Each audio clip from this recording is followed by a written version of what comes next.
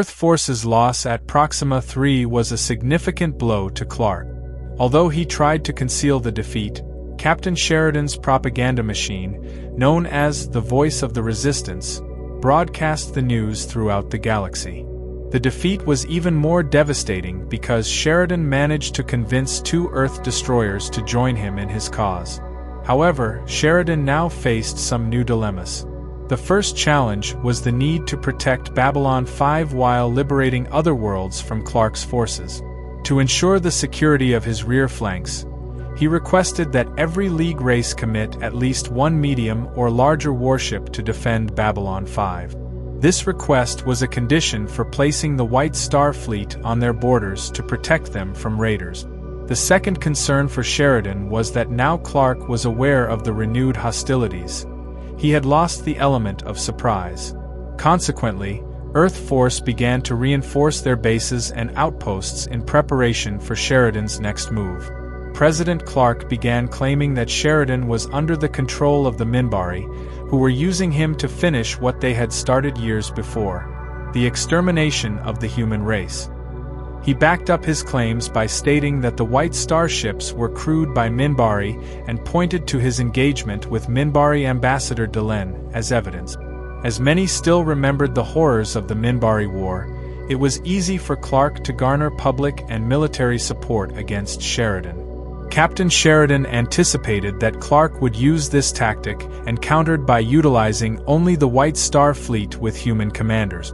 While he had a massive support fleet consisting of Major and League race ships backing him, bringing these forces into battle could diminish his public support and make his fight appear more like a mission of conquest rather than liberation. Therefore, he had to be cautious about what he deployed to each engagement. Sheridan was eager to reach Mars as soon as possible, but he knew that several military bases and thousands of ships and fighters lay between him and Mars.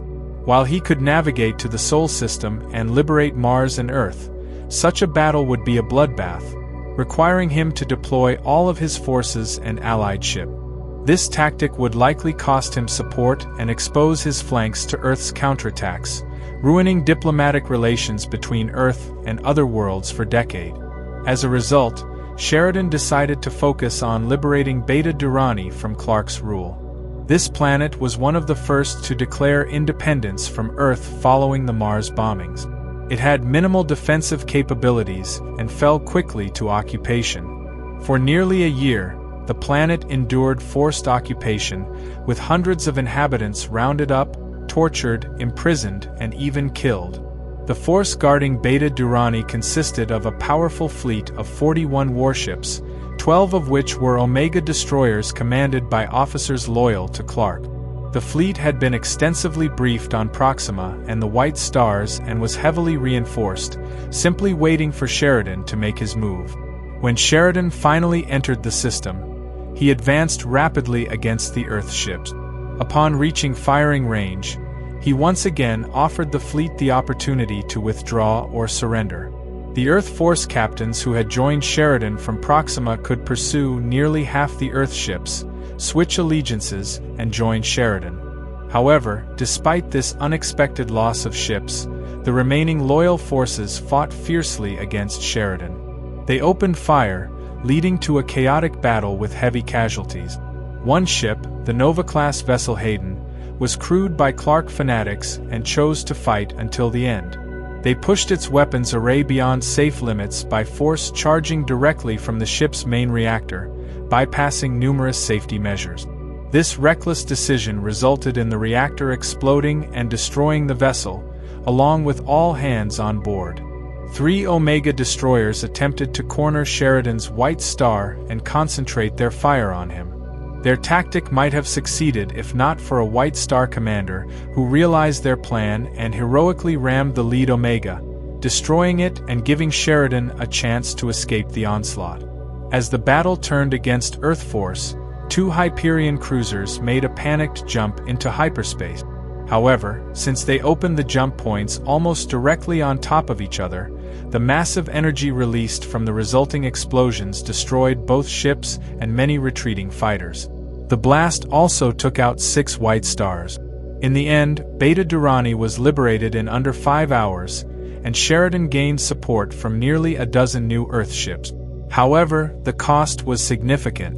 Sheridan lost almost half of all his fighter support from Babylon 5 and became reliant on the fighters from his supporting Earth ships moving forward. He also lost several White Stars in the battle. Once it was safe, several Belt Alliance ships entered the system, delivering much-needed food and medical supplies.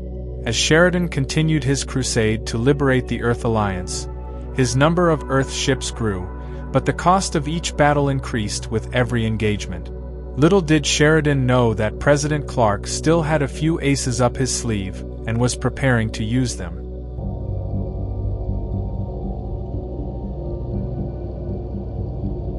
Following the liberation of Beta Durani, Sheridan took stock of his forces.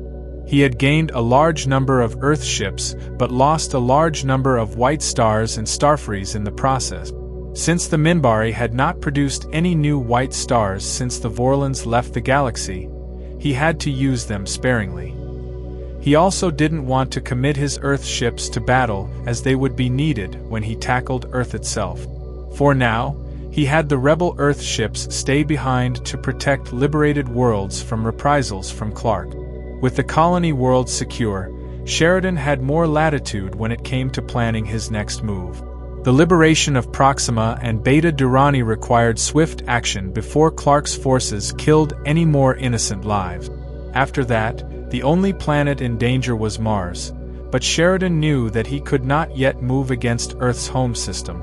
They still had several military outposts and mid-range bases that had to be neutralized before moving forward. Sheridan prefaced his next serious move with a series of feints and false attacks against each of the Earth Force outposts he needed to take out. Taking full advantage of the White Star's exceptional speed and maneuverability, Sheridan harassed the Earth outpost for several days before making any serious move. The White Stars would jump into a system, make a long-range flyby of their defense, and then flee before the Earth ships could respond. These flybys gave Sheridan valuable intelligence about the disposition of their assets and also put the Earth Force commanders on edge. In one case, 6 false raids took place in 24 hours. Earth commanders would have to scramble fighters, go to red alert, and get everyone up about a potential battle. Then, the White Stars would be gone long before any shots could be taken. President Clark's orders not to pursue the enemy into hyperspace also frustrated Earth Force commanders. Their main objective was to defend their bases. Clark was preparing an offensive of his own and needed these bases intact, as well as bolstering his defenses at home. He would need these bases to attack Babylon 5. As the false raids continued, Sheridan began to move his forces into position. The raids were having the desired effect. After countless false alarms, Earth Force reflexes were starting to dull and become complacent. Many began to believe that the real attack would never come, even though there was still a real chance of it happening. On the last day of the raids, 38 minutes after the previous flyby, Sheridan attacked 4 bases simultaneously. Most of the Earth fighters had landed and were in the process of refueling when Sheridan attacked. 2 small bases fell quickly when the defending fleet forces retreated. The base commanders surrendered without any shots being fired.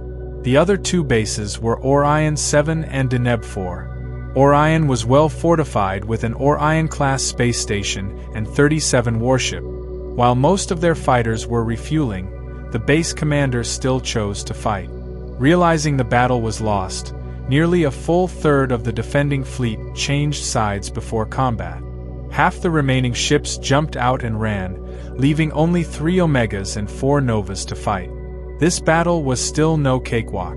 The fleet commander was a Minbari war veteran who saw Sheridan as a Minbari sympathizer and true traitor to the human race, so she stood her ground. Charging her fleet into Sheridan's forces, 2 of the Omegas and all 4 Novas were destroyed. The final Omega, the fleet commander's flagship, rammed the Orion station when the station commander offered to surrender, killing both. The battle for Deneb was much easier. Most of the Earth ships retreated, and local resistance fighters quickly overwhelmed the few ground forces on the planet. The garrison commander would later be tried and convicted by a military tribunal for war crimes and executed 2 years later. As with early battles, Sheridan gained more Earth ships and cleared the way to move deeper into Earth space. President Clark was now getting paranoid that his military commanders were plotting against him, and he soon took direct control of all military forces. But now was the time for Clark to strike back at Sheridan, planning a surprise attack that might help him turn the tide of the war.